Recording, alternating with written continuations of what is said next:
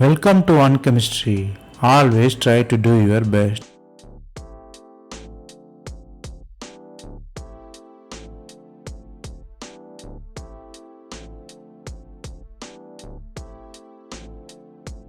Now, let us see about 100 concepts in organic chemistry. We are seeing it as episode. This is the episode number 12.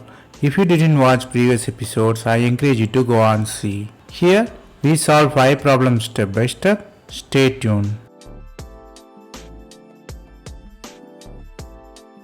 Let us see the question number 1. The question is which one of the following has high dipole moment. They are asking structure which possesses high dipole moment.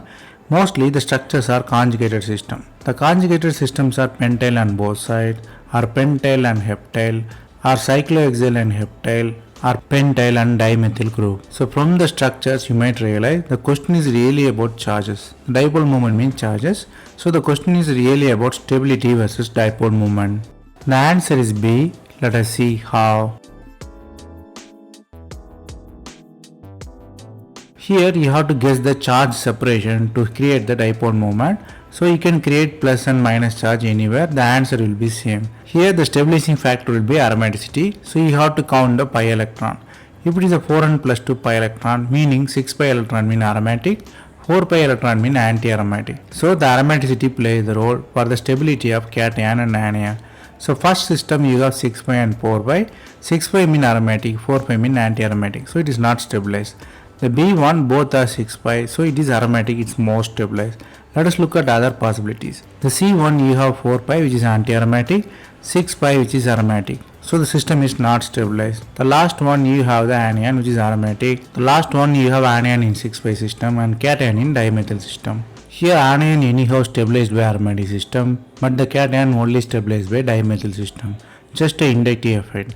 So it is not as much as stabilized aromatic. So the answer is clearly B, both are aromatic. Here the concepts you have to learn is aromatic means stable system, anti-aromatic means unstable system. The aromaticity decided by the Huckel rule. 4n plus 2 mean aromatic, 4n mean anti-aromatic. Then the question number 2. The starting metal is ether, one side attached with benzyl, another side attached with cyclohexyl. You are using palladium carbon. They ask you to find the products. The products are alcohol and alkene, mostly the cyclohexanol and toluene. The benzyl alcohol is formed or cyclohexanol is formed or both are formed or both are reduced to cyclohexane and toluene. So there are the 4 different possibilities. So from the question to possible products you might realize the selective reduction is occurred. Answer is A. Let us see how. The starting metal you have it. So there are the 2 possible opening there. So where the bond will break. The bond will break as it marked on one side toluene, one side alcohol. Let us see why it's happened. Because A side the A carbon is attached with sp2 carbon and B carbon is attached with sp2 carbon. So the sp3 and sp2 hybridization is there. So the alternativity if you look at it, more S character will be more alternative. Hence A carbon is more alternative and sp3 is less alternative. So the alternative means the carbon is more polarized, more prone to the reduction. So the reduction occur at the more polarized carbon which is B. So B reduction happened there. So you have toluene and alcohol. So the answer is clearly A, cyclohexanol and toluene. The concept here you have to learn is the carbon attached with more alternative atom will break, it will undergo reduction. Then the question number 3. The starting metal is heterocyclic system with carbonyl. You have phenyl attachment which is above the plane. They given the label hydrogen A and B and with acid.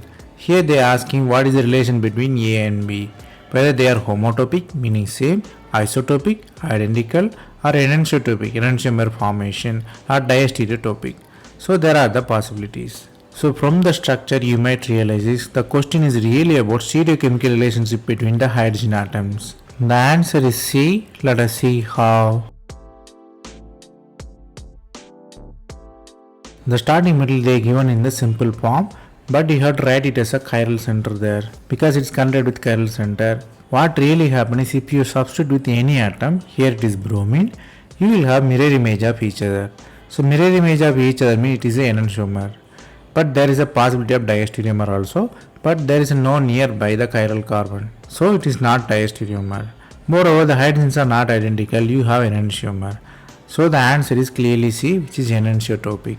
The concept here you have to learn is if the compound have mirror image relationship mean it should be the enantiomer. Then the question number 4, the starting metal is ester. The ester is the phenyl ester. Normally it's acetic acid substituted with phenyl group. They are asking the stretching frequency of carbonyl. What really happened due to the phenyl there, because you have extended conjugation. They given the 4 different frequency, 1800 and 1760 and 1710 and 1660. So the different frequency, the standard frequency will be 1760, but what happened, whether it is increase or decrease is a real question. So from the question and the choices of answer, you might guess the question is really about stretching versus the substitution of phenyl group. The answer is B. Let us see how.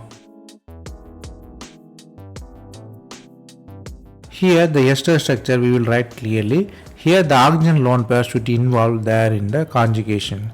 But the extended conjugation is not favorable in terms of ester. Because the oxygen is more alternative, it reluctantly donates the lone pair to the carbonyl. That is for the same reason you have amide has lower frequency than ester. So even though it has the possibility of conjugation, there is no effect of conjugation because of oxygen alternativity. So the answer will be B, standard ester CO frequency, which is in the ester form 1750. Here the concept you have to learn is the oxygen in the ester is very reluctant to participate in any conjugation or mesomeric thing because of its higher alternativity. Then the question number 5. The starting metal is the ester there. You have substitution X group there. You are hydrolyzing it, you are forming alcohol. They are asking the reaction is fast with X, where is the X will be. Whether X is the alcohol or X is the toluene, X is in the ortho or X is in the meta.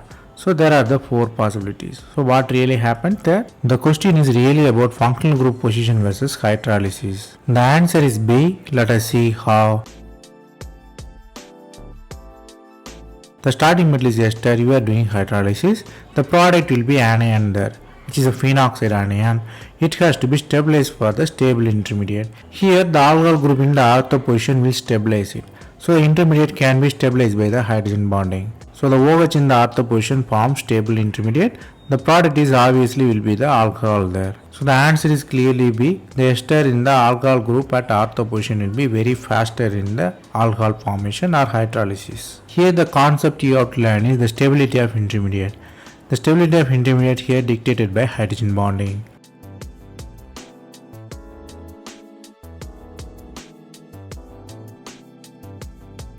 That's all from this episode. I hope it was easy. Thanks for watching. If you have any suggestion, comment below. Stay tuned for next episode.